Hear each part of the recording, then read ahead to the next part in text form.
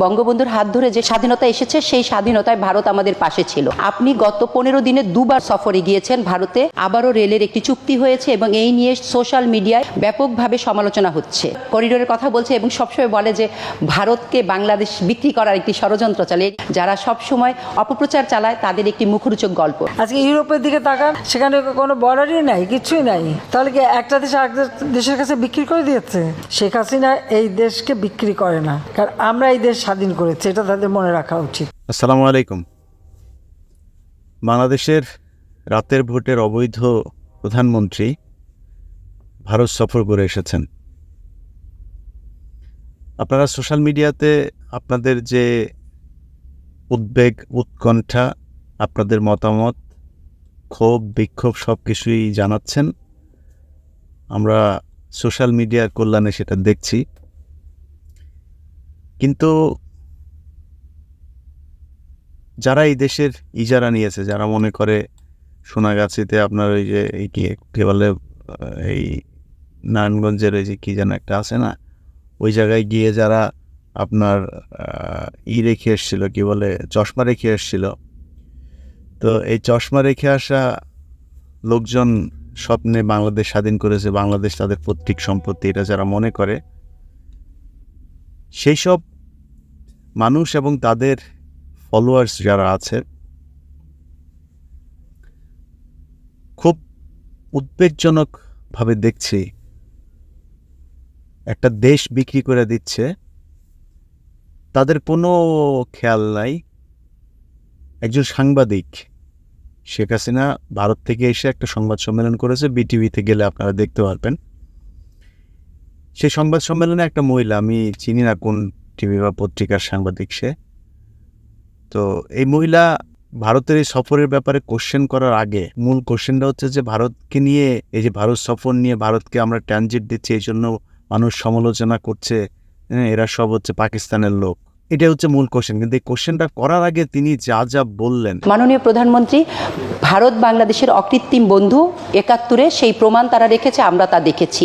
ভারত আমাদেরকে অনেক কিছু দিয়েছে, বাংলাদেশকে স্বাধীন করে দিয়েছে। 71-এ যে মহিলাই কোশ্চেন করেছে তার পরিবারেও কিছু বীজ টিজ ঢেলে দিয়েছেন বর্ডারের ওই পারে যখন ছিল, ওই বীজেই এই মহিলারা পয়দা হওয়া। বঙ্গবন্ধুর হাত ধরে যে স্বাধীনতা এসেছে সেই স্বাধীনতায় ভারত আমাদের পাশে ছিল। আপনি যদি এই কানেক্টিভিটির ফলে বাংলাদেশ কিভাবে সুফল পাবে সেই বিষয়টি একটু পরিষ্কারভাবে বলতেন, তাহলে আমরা। চালু হতে সমালোচনা হচ্ছে কেন? যে কোশ্চেন আর শেখ হাসিনার উত্তরের তো জবাব নেই। জিয়া, এরশাদ, খালেদা জিয়া উপর দিয়ে ভারত বিরোধী কথা বলেছে, আর ভারতে যে তাদের পা ধরে বসে থেকেছে। যারা বিক্রির কথা বলে 71 সালে তারা পাকিস্তানি দালালি করছে, আর কি করেছে। শেখ হাসিনা বলছে যে ইউরোপের তো সব দেশের ভেতর দিয়ে যেতে, সেটা মানে কি দেশ বিক্রি করা হয়ে গেল?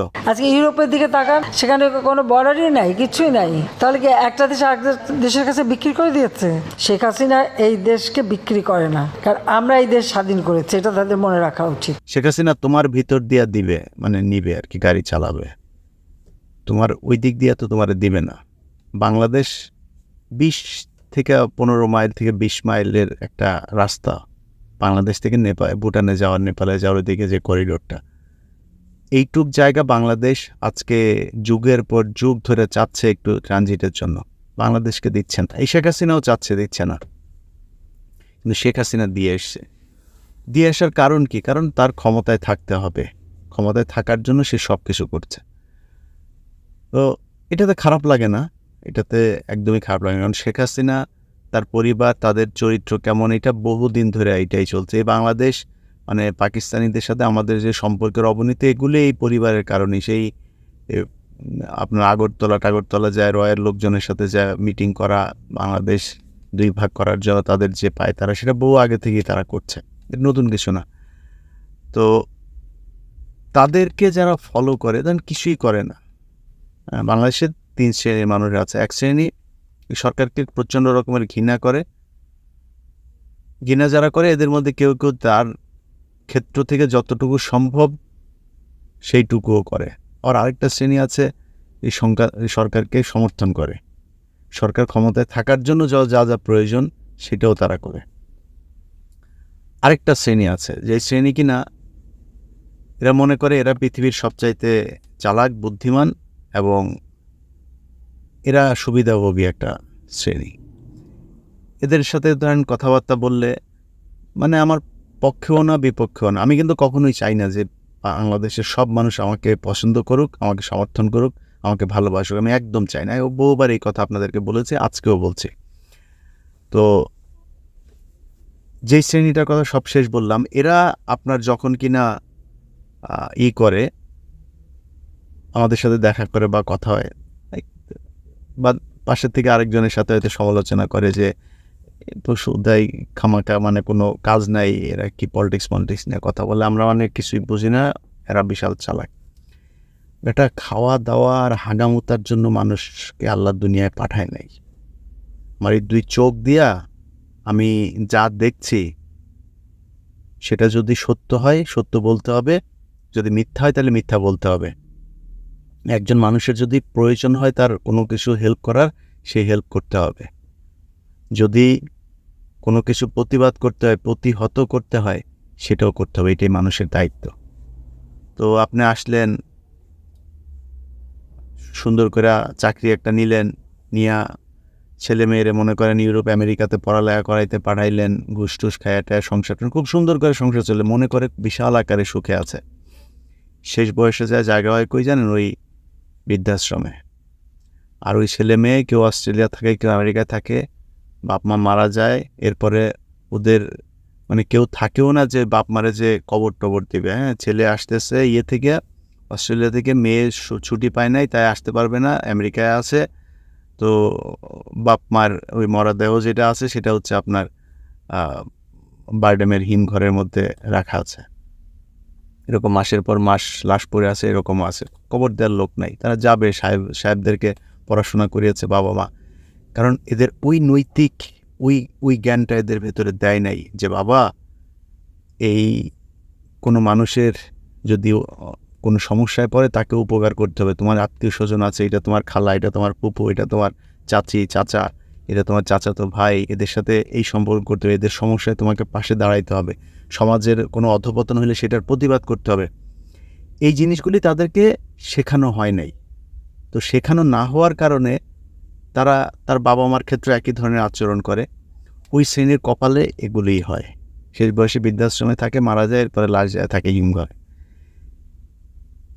অতএব যারা চুপ করে এগুলোর প্রতিবাদ না করে, যা হচ্ছে যে আমার ভাই, আমার এত চিন্তা করে লাভকে, আমার তা চললেই হলো। সমাজটা সবার, এই দেশটা যদি না থাকে না, এর প্রভাব আমার ঘরে যতটুকু পড়বে আপনার ঘরে ততটুকুই পড়বে। বাংলাদেশের বিশাল বড় এক জনগোষ্ঠীর দেশ, 18-20 কোটি মানুষ। কত বাজেভাবে বললাম, কত উগ্রভাবে বললাম, কত রাগারাগি গালাগালি, কত কিছু করছে, তাই না এই ভিডিওতে? এগুলো দেখলে না মাথায় মানে রক্ত টকবক করতে, বুঝছেন? যে এত মানুষ থাকতে মানে আমরা কেন খালি ফেসবুক আর ইউটিউবে খালি এমনি চিল্লাপাল্লা করব? কিসের জন্য? বাংলাদেশে সেনাবাহিনীতে চাকরি করে, গোয়েন্দা সংস্থায় চাকরি করে, কিরে ভাই আপনার খারাপ লাগে না? আপনি তো মারা যাবেন কয়দিন পরে। কত টাকা দরকার, আর কত টাকা হইলে তারপর আপনার মনে হবে যে আমার এনাফ? এই যে যা টাকা পয়সা কামিয়েছেন, সন্তানকে কোথায় রেখে যাচ্ছেন? আপনি আপনার নিজের দেশটাকে বিক্রি করে দিয়ে যাচ্ছেন আরেকজনের কাছে। আপনার সন্তান ভালো থাকবে কিভাবে? আর যদি মনে করেন সন্তান নিয়ে দেশের বাইরে চলে যাবেন, সেখানে গিয়ে ভালো থাকবেন, থাকেন, কোনো সমস্যা নেই, আমরা তো আছি, তাই না?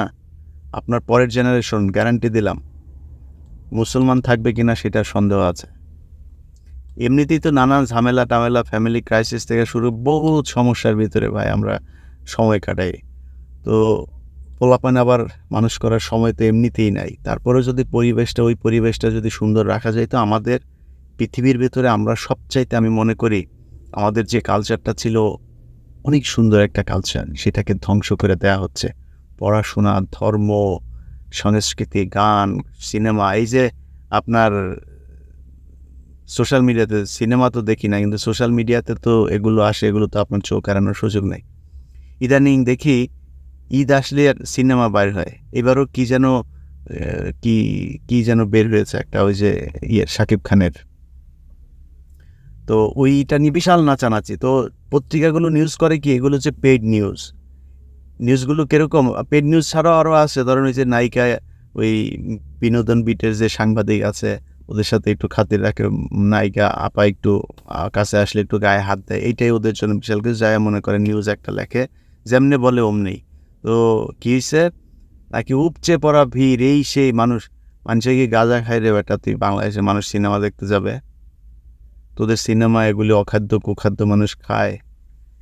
মানুষকে ভারতীয় সিরিজ, ভারতীয় সিনেমা, ভারতীয় এগুলোকে মানুষের সামনে অ্যাভেলেবেল করা হয়েছে, আর আমাদের দেশের যে চলচ্চিত্র সেটাকে ধ্বংস করা হয়েছে। এখন যারা সিনেমা বানায় ওরা নিজেরা সিনেমা হলে হলে যায় ঘুরে, ঘুরে যাতে কিছু দর্শক নিয়ে সাথে নিয়ে যায়, মনে করেন যে 20-25 জন, ওইটারে নিয়ে একটা গ্রুপ পিকচার উঠায় তারপরে বলে হল ভর্তি নাকি মানুষের বলদ মনে হয়।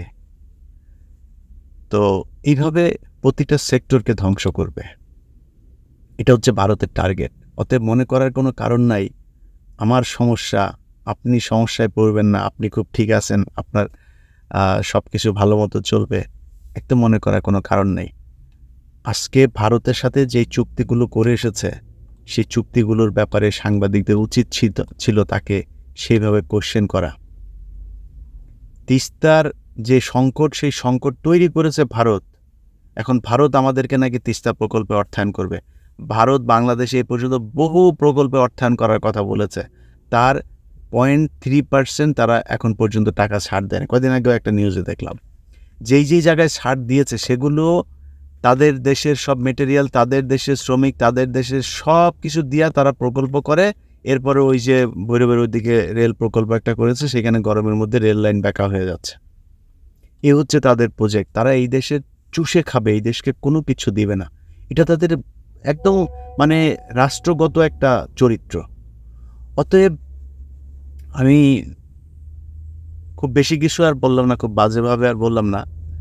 যদি মানুষের পয়দা হুয়া থাকেন, যদি মানুষের পয়দা হয়ে থাকেন, গোয়েন্দা সংস্থা বিশেষ করে আর্মি, পুলিশ, রাজনীতিবিদ, আপনাদের কাছে অনুরোধ, আমি আপনার চাইতে অনেক কম জ্ঞানী, আমি আপনার চাইতে অনেক বয়সও ছোট হব, তারপরেও আপনার কাছে অনুরোধ, যার জায়গা থেকে আমরা সারাদিন যদি সেনাবাহিনী পুলিশকে নিয়ে গালাগালি করি, তারপরেও অনেক সেনাবাহিনীর অফিসার আছে, পুলিশের অফিসার, ভেতরে তাদের যন্ত্রণা হয়, কষ্ট পায়, কিছু করার নাই, তারা ওইভাবে চলতেছে।